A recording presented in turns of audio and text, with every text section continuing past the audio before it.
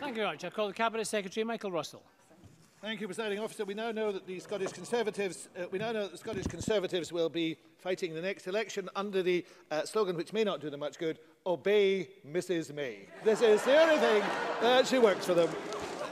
I look forward to seeing that on endless posters, perhaps with a picture of a Dalek, which would go down particularly well.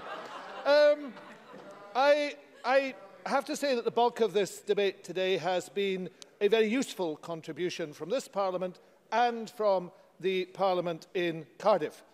Their debate is just coming to an end as well, and I'm glad to say that Mark Drakeford sent me a message this afternoon which he wanted me to use at the start of my contribution. I shall do so.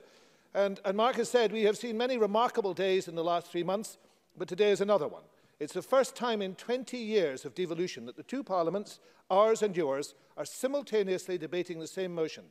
That is a sign of the seriousness of the threat which faces Wales, Scotland and the whole of the United Kingdom. The threat of a no-deal outcome after nearly 2 years of painful and, on the UK side, incompetent negotiations. We must together send an unequivocal message that this threat can and must be averted." And of course, this afternoon, as these two parliaments have been debating this unprecedented threat to both parliaments, there's also been the leak of a letter in Northern Ireland from David Stirling, the head of the Northern Irish Civil Service. And he warns the parties in Northern Ireland of the grave consequences which could have a long-lasting effect on society in the province. So in Wales, in Scotland and in Northern Ireland, there is a very acute sense of the pending disaster that is Brexit. And this debate has reflected upon that with some very good contributions. I would mention, and there have been so many, but I'd mention Jenny Gilruth's, reminding us of Edwin Morgan's poem in 2014. Daniel Johnston's very passionate defence of Europe. And like Daniel, I have to say that I too am motivated by a strong pro-European sense. I identify as a European as he does. And he brought that to this chamber. Alistair Allen's customary original speech. Keith Brown and Bob Doris referring to the European reference networks. I've met with representatives of those networks who are very worried indeed about the effect on rare disease research and coordination right across Europe. And I know that my friend, the Cabinet Secretary for Health, has written to the UK government about that very particular issue. And Neil Findlay at the end, and I don't often quote Neil Findlay with approval, but I'm going to today, Neil Findlay at the end, making the point very effectively to Jackson Carlaw and his colleagues. And if I might paraphrase it in a phrase, what will happen in Brexit is what often happens.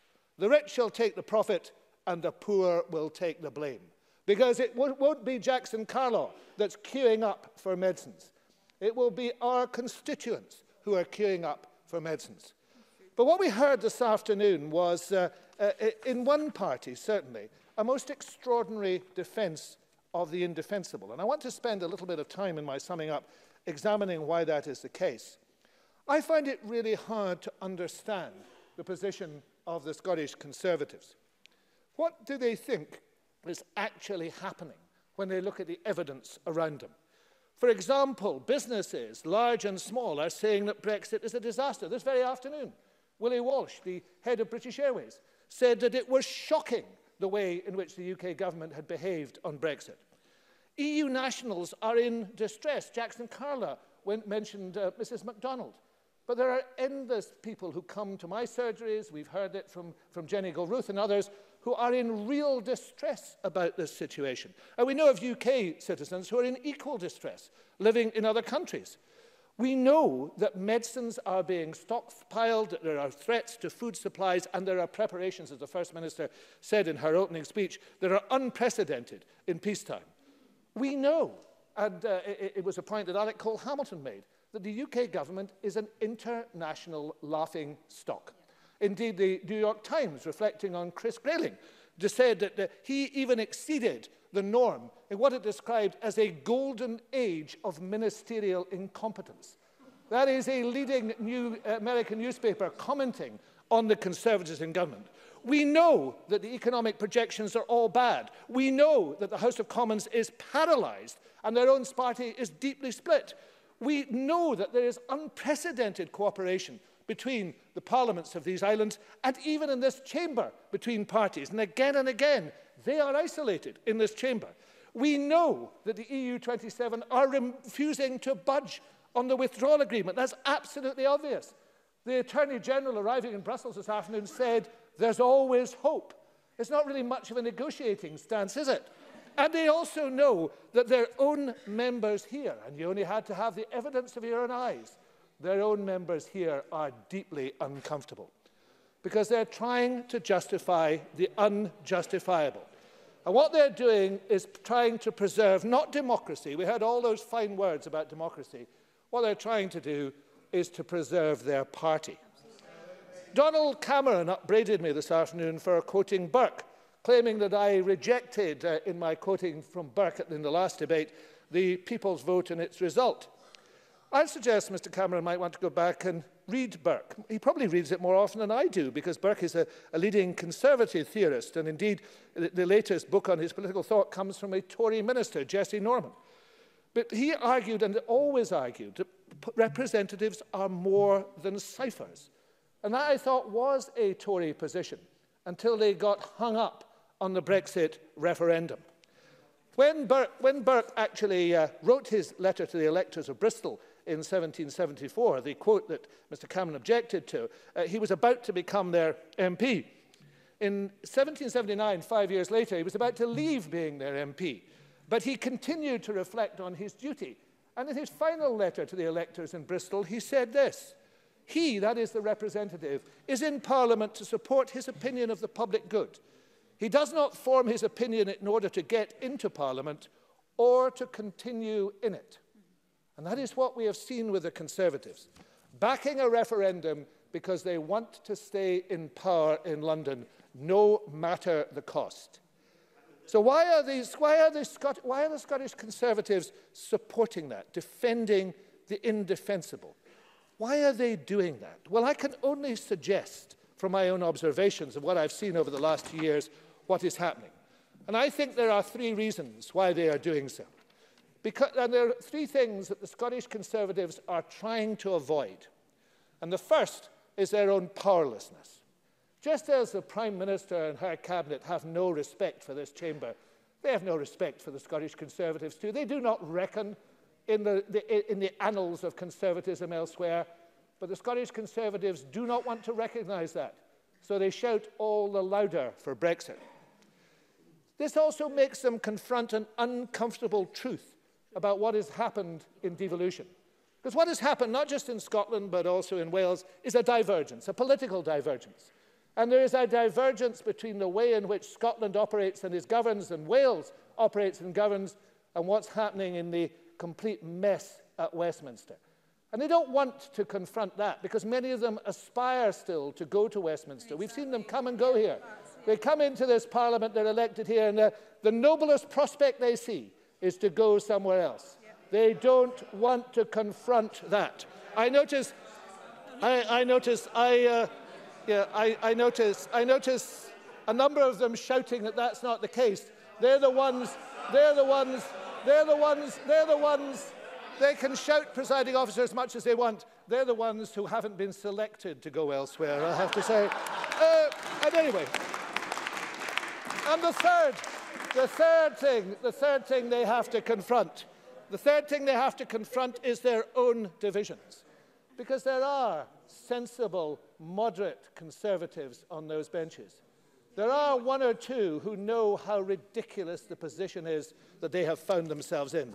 They know that they are defending the indefensible. And that's why they indulge in the displacement activity we've seen this afternoon. Blame the SNP, attempt to smear it on others to hide their own tensions. In a very real sense, Brexit has brought out the absolute worst in the Scottish Conservatives. And you can see it on their benches. The more they grin, the more they shake their heads, the more they realise that this is terminal for them unless they wake up to their obligations to Scotland. Mr Chapman goes on grinning. Mr Chapman will continue to grin until he is defeated, and it won't be far off, I'm glad to say. I am glad to say. Now, let me bring this to a conclusion by leaving the Tories, presiding officer, to their own misery. Let's leave the Tories to their own misery. And let's stand back and look at what has actually taken place today. What this chamber, I hope, will do in the next 10 minutes is be very clear what is unacceptable. First of all, a no deal is unacceptable and must come off the table. That is what Wales will say. That is what Scotland will say. Secondly, it will say that the Prime Minister's deal is utterly unacceptable, as it is. It is another catastrophe. And to say we do not wish that, that is what we will say, that is what Wales will say. And then we will go further, and we will say that the time has come for people to choose. The time has come to overcome the selfish narrowness of the Scottish Conservatives and their masters south of the border. The time has come to say to the people of this country, what do you want? Do you really want to continue with this farce and nonsense, which the Tories know, better Tories, know that that is the case? Do you want to continue with this? Or do you want to actually go back and consider again the way in which we should, as a country, go forward? No, I'm sorry, Mr. Scott, I don't have time. And you're one of the ones I respect in this. You are one of the ones I respect in this, and I don't want you to embarrass yourself, because you don't have to. You don't have to. You don't have to. You don't have to stand up. You don't have to say you don't have to. Presiding officer, you don't have to stand up for what the Tories now are. Please, order. You could find a better way forward. Presiding officer, this has been a useful debate. If it does nothing else, it will send a message. And the message is this: the Scottish Conservatives are not representing Scotland. They are representing the Conservatives. And that, in Scotland, is a one-way ticket to oblivion.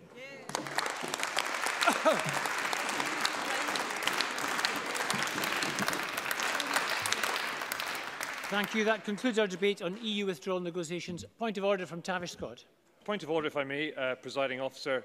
I lodged a parliamentary question on 1st of February regarding the future of the air discount scheme, following an earlier response I had received suggesting an announcement would be made in due course. This asked, in light of the current scheme ceasing on the 1st of April, whether it will confirm by what date the announcement will be made. A further reply from the Transport Secretary was received on Friday last week, stating the Scottish Government will make a formal announcement before the current scheme ends. Today, a mere 2 working days later, the Scottish Government did make such a full announcement on the air discount scheme.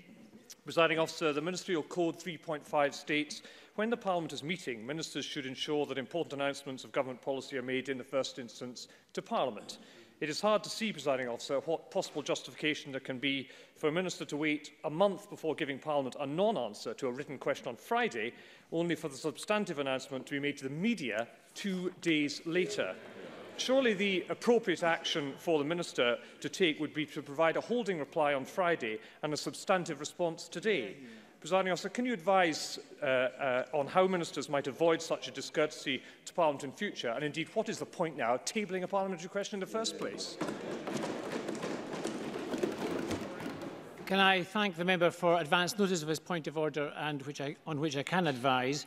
While I am not responsible for the operation of the Ministerial Code, I note that the Scottish Government did not follow one of the methods set out in the Good Practice Guidance on Announcements to make this announcement.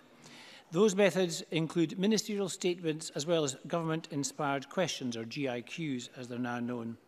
This guidance exists to ensure that announcements by the Government on matters of importance do not enter the public domain before being communicated to the Parliament.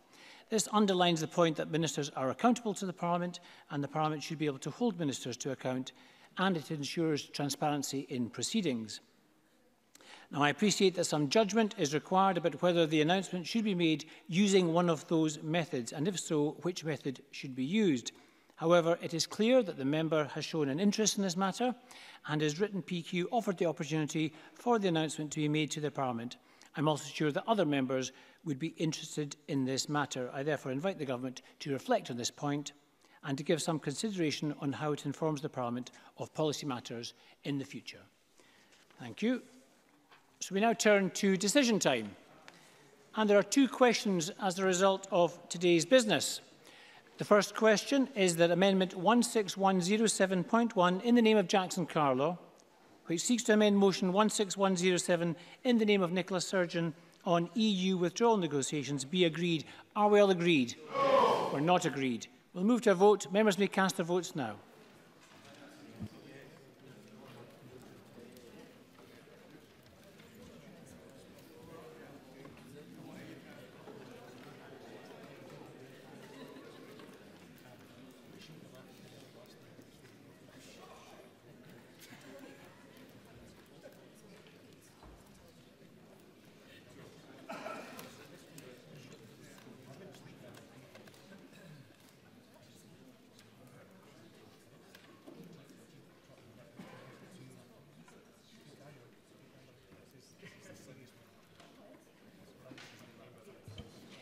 The result of the vote on Amendment 16107.1 in the name of Jackson Carlaw is yes 29, no 89. There were no abstentions. The amendment is therefore not agreed. So the final question is that motion 16107 in the name of Nicola Sturgeon on EU withdrawal negotiations be agreed. Are we all agreed? Yes. We're not agreed. We'll move to a division. Members may cast their votes now.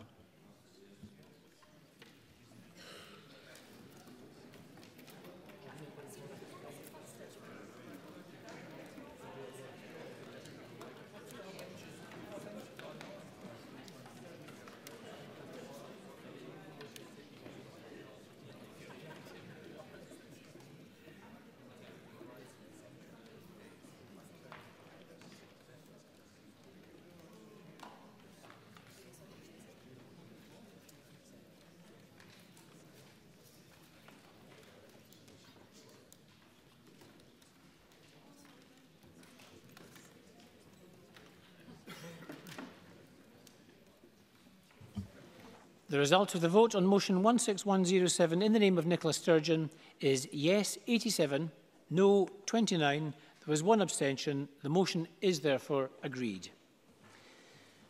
And that concludes decision time. We'll now move to